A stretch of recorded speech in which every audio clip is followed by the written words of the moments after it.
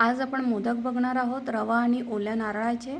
तर बघा मी एका साईडला कढई ठेवलेली आहे, त्यामध्ये 2 चमचे तूप घेतलेले आहे आणि रवा ॲड केलेला आहे। रवा चांगला लालसर भाजून घ्यायचा।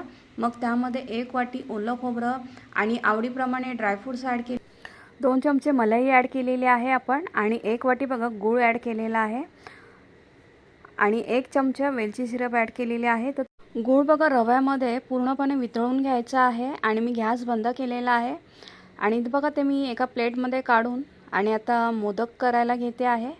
सारण पूर्णपणे थंड करून घ्यायचं आहे। हे मोदक एकदम झटपट होतात, काही वेळ नाही लागत आणि किती सुंदर दिसतात आहेत बघा मोदक। तर तुम्ही पण करून बघा असे सुंदर मोदक रवा नारळ आणि गुळाचे। तुम्ही गुळाबदली साखर पण याच्यामध्ये टाकू शकता। तर आज बघा मी हे गणपती बाप्पासाठी केलेले आहेत झटपट असे एकदम मोदक। तर तुम्ही पण करा आणि व्हिडिओ पूर्ण बघा। थँक्यू।